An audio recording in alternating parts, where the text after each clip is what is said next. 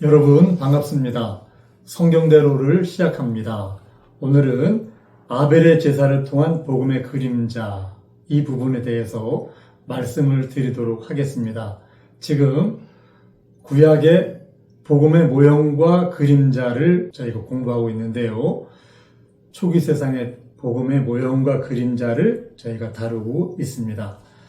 이제 아담과 하와가 에덴 동산에서 범죄를 했는데 그들이 동침해서 아들을 낳습니다. 첫 아들을 낳고 하나님께로부터 얻었다는 뜻으로 가인이라고 이름을 짓고 둘째 아들을 낳고 나서 아벨이라고 이름을 지었죠. 그 아벨이라는 이름은 히브리어 헤벨이라는 뜻입니다. 헤벨이라는 뜻은 허무하다 이런 뜻이에요. 사실은 우리가 아벨의 삶을 보면 그 아벨의 인생이 참 허무한 것을 우리가 알 수가 있죠. 태어나서 얼마 살지도 못하고 형에게 맞아 죽은 그 아벨, 굉장히 허무한데 결국은 이 허무란 말 우리가 전도서에서 여러 번 봤는데요. 솔로몬도 허무란 말을 전도서 1장 2절에서는 5번씩이나 하고 있습니다.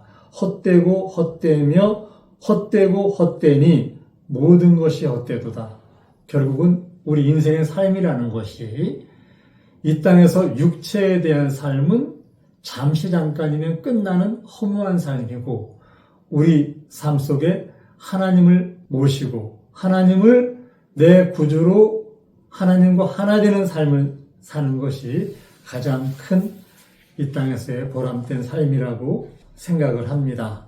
이제 가인과 아벨이 성장해서 그들이 제사를 지냅니다. 가인은 땅의 소산으로 제사를 드렸고요.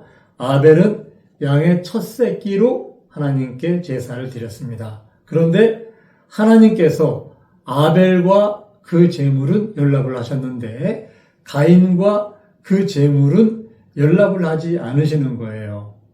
그러면 똑같이 제사를 드렸는데 왜 하나님은 아벨과 그 제물은 연락하시고 가인과 그 제물은 연락하지 아니하셨을까요?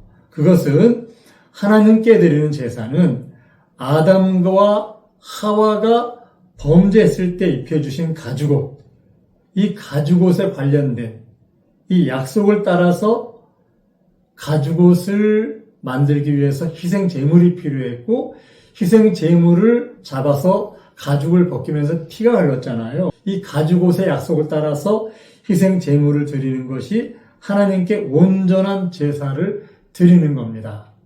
사람은 태어날 때부터 죄인으로 태어났잖아요. 아담과 하와가 범죄했을 때 그 가죽옷으로 짐승의 피를 흘리는 과정을 통해서 그 희생 제물로 인해서 그들의 수치를 가리지 않습니까? 하나님께 드리는 온전한 제사, 우리 율법에서도 드리는 모든 제사는 짐승을 잡아서 그 피를 가지고 하나님께 속죄하면서 제사를 드리지 않습니까? 바로 하나님께 드리는 제사는 창세기 3장 15절에 약속된 어린 양의 희생을 통한 구속을 바라는 믿음으로 우리의 죄는 앞으로 이 어린 양, 그 하나님의 독생자, 이 맏아들이 하나님의 어린 양으로 이 땅에 오시잖아요. 어린 양을 바라는 이 믿음으로 제사를 드려야 하나님이 연락하시거든요. 아벨은 짐승의 피를 통한 가죽옷을 입혀주신 그 하나님의 그 약속, 이 창세기에서 짐승의 피를 통해서 아담과 하와를 수치를 가려주셨듯이 앞으로 어린 양을 통해서 인류의 모든 죄와 수치를 가려주신다는 그 어린 양의 약속을 믿고 어린 양을 잡아서 제물로 제사를 드렸는데요. 가인은 이 피 흘림의 약속을 믿지 않고 자기 방식대로 곡물로 제사를 드렸기 때문에 연락하지 않으셨던 것입니다. 히브리서 12장 24절에 보면요. 새 언약의 중보이신 예수와 및 아벨의 피보다 더 낫게 말하는 뿌린 피.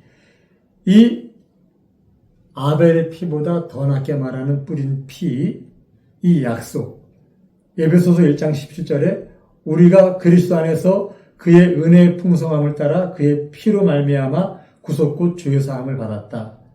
이 어린 양을 통한 구속의 약속을 믿고 어린 양으로 제사를 드리는 것을 하나님이 연락하셨던 거예요. 그래서 이런 믿음이 없이 드리는 가인 제사는 연락하지 않으셨던 거죠. 이제 구약의 모든 율법 안에 있던 사람들은 이제 어린 양의 구속의 약속을 바라보면서 끊임없이 그들은 하나님께 제사를 드리며 자신들의 짐승을 잡아서 드리는 제사를 통해서 자신들의 죄를 덮어갔던 것을 알 수가 있지 않습니까? 그들도 모두가 어린 양의 피를 통한 구속의 그 믿음으로 그런 제사를 드리고 이 소망 안에 살아가면서 구속을 바라고 있는데 이 어린 양의 피에 대한 구속의 언약이 성취돼서 나중에 구약의 그 시절에 죽었던 음부에 갇힌 사람들을 예수님이 십자가에서 죽으시고 장사되셨을 때 그가 음부에 내려가셔서 그들을 자신의 피로 구속하는 음부에 갇힌 의인들을 해방시키시는 일을 하시지 않습니까? 이 아벨도 이 어린 양의 구속의 믿음으로 하나님께 제사를 드렸기 때문에 하나님이 연락을 하셨던 겁니다. 에베소서 4장 8절에서 10절을 보면요. 그러므로 이르기를 그가 위로 올라가실 때에 사로잡힌 자를 사로잡고 사람들에게 선물을 주셨다 하였도다.